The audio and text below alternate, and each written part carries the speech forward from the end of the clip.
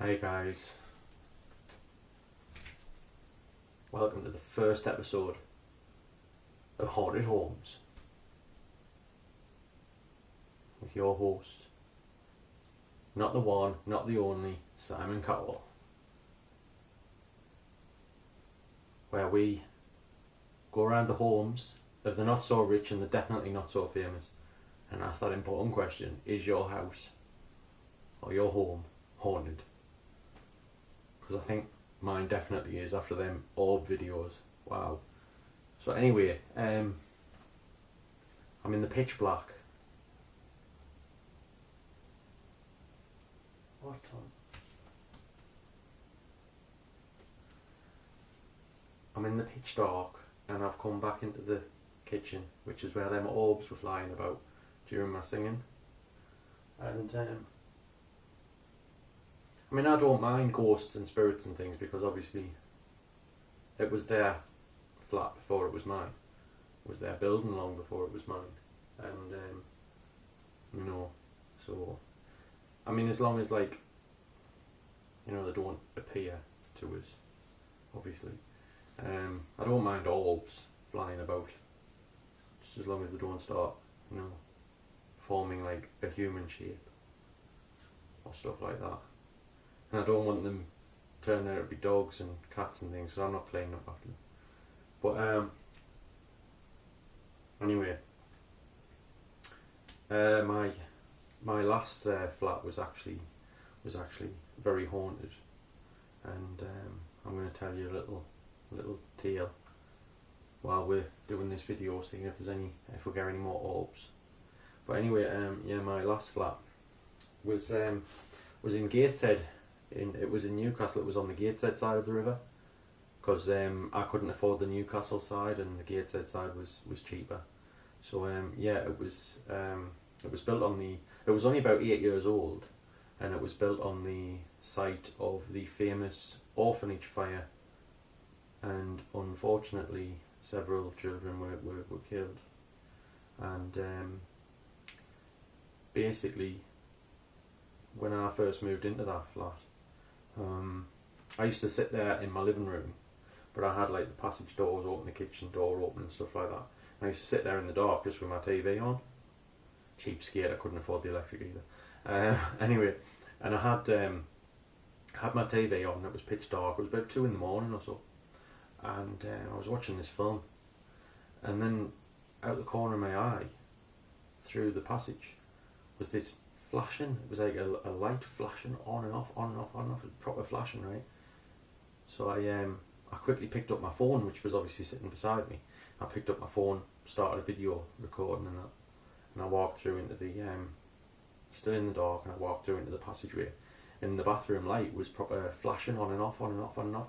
And when you were a kid, I'm sure I'm not the only one to have done this when I was a kid, but when you pull the light cord in the bathroom and you proper pull it like because you kind of pretending you're at a disco, ain't you, and you're just pulling this light cord on and off, on and off, on and off, flashing the lights and that. And that's what it was. That was what was happening. It was as if somebody was like kids was pulling the light cord. So and I thought I must have dodgy electrics or something, and I thought, oh god, I'm going to have a fire. So I went to the main fuse box, switched all the power off, and of course there I was, everything was dark and silent because the TV and everything was off, and it was pitch black. It was about 2 in the morning or so, and basically there was this giggling, like children giggling, and I thought, oh hell. So I put the fuse box back on. Obviously the TV had gone on to standby. Obviously, when you switch the power off and everything, the TV comes back on standby. So walked through, I was still doing this video, and I walked through into the bathroom, and I stood there at the bathroom door. Everything was in darkness, and I heard the giggling, and then just behind me the light came on, like behind me, which would have been the dining room. Oh, listen. And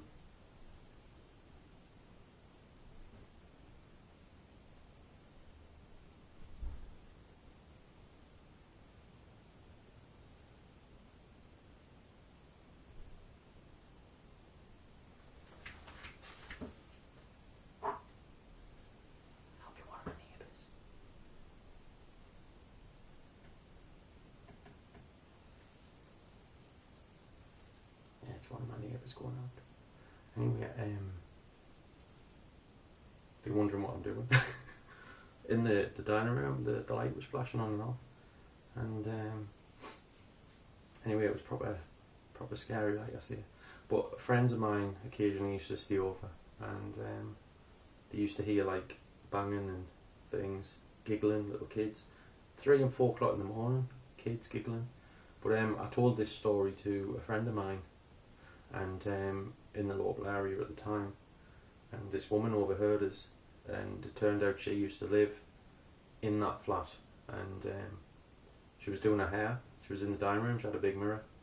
She was doing her hair to go out one night, and she was kind of looking in the mirror, and she seen a little boy in Victorian clothes, you know, the cap and the little waistcoat, run and hide under our dining room table, and she kind of ran out of there and apparently never went back. She just got a removal firm, got a key, that was it. She was terrified.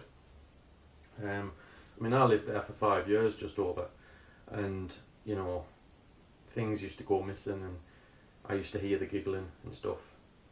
But the worst of it was when you were in bed, and it was always just after you'd gone to bed, so you weren't asleep, you were just dozing off, and it was just as you were dozing off, and then you would get a proper loud bang on the inside of the bedroom door, proper loud bang, and you knew it was the bedroom door, and you knew it was on the inside because it was like this, you know, them horrible cheap doors that you get.